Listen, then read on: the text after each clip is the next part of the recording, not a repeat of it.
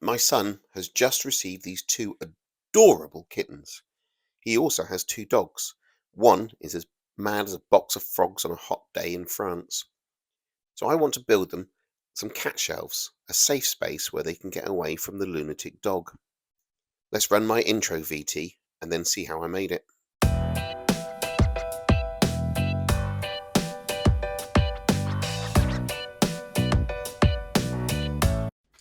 So this is a packaging crate that arrived from China containing glass to a friend of mine.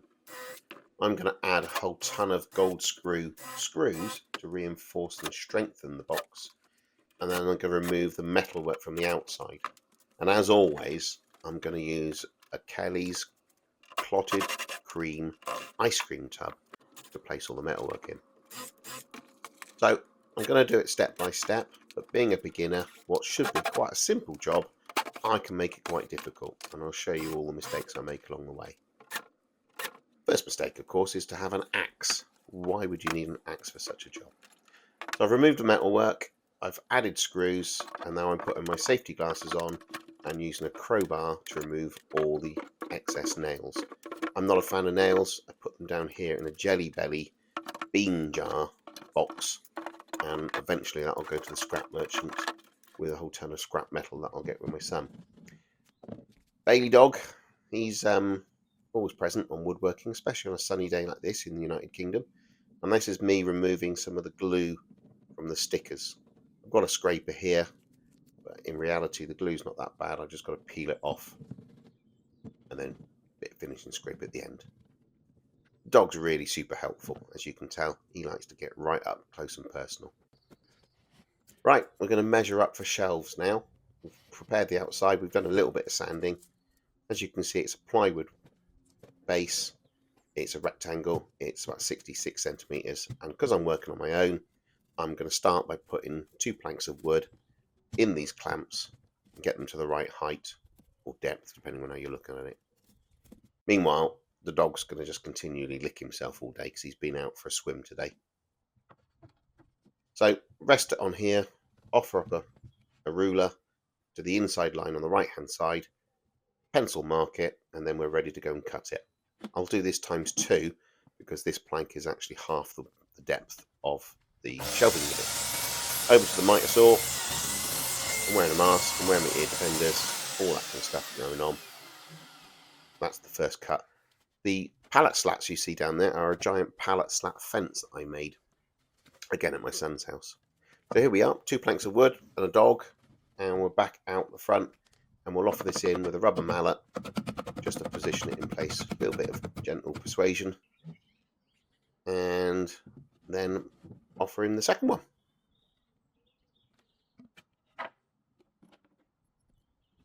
So we'll turn that over. Won't wake the dog up because clearly he's had a busy day swimming this morning. And position the camera like this so that those who are dog lovers will check if the dog's still breathing. Car lovers will have a look and try and work out what Range Rover that is in the background, and the woodworkers will have a look at what on earth is this guy doing with a speed square down the bottom right hand corner. Turns out, although we're not building a Swiss watch here and it's not a paying customer, it's not a particularly important piece of equipment, it is important sometimes just to try and get things square. And that's, as one Australian says, check square, check square, check square. So here we go. Check square number 1, check square number 2, check square number 3. Quite happy with that. So we'll screw it in place. Job's a good one. Right, this is now the second plank. We'll offer this in, and it's too deep, too wide, whatever you want to call it.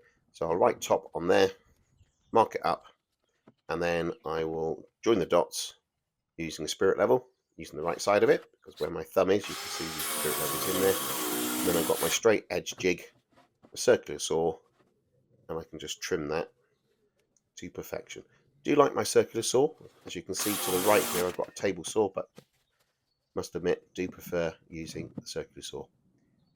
Offer this in, and that should be just perfect. Use the speed square to mark out where the front and back of the shelf is, so we can get the screw bang in the middle, And then we'll put our tools just out of reach, because it's really important that you get slowed down at regular intervals by having tools in the wrong place.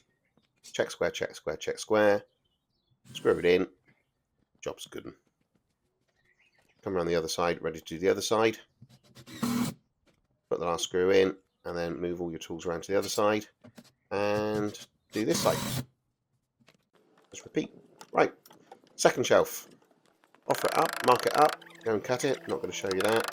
Knock it in and be distracted. You can see the dog here is quite easily excitable by somebody else, and that's caused me to trap my tape measure in it. Turns out it's my son, and he gives the apology to the dog, not to me. Right, set square again, speed square again to mark up where the lines are. Transfer that down, get a longer ruler, offer it down the bottom, and screw and screw. Obviously go all the way around for your screws and your drill. Don't bring the screws around to you. Keep them as far away from you as possible, so you've got to keep walking around. Eventually you work out that actually, if you put the tools in the middle, they are equidistant from both sides. But lovely being an amateur. So exactly the same on this side. Mark up the two lines, transfer the lines down to the bottom.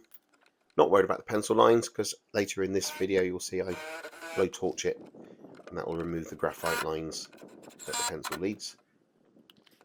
Dog's quite happy for a moment, but we're now going to tidy up and clear away, and that'll annoy him because he hates working indoors. Right, blow torch.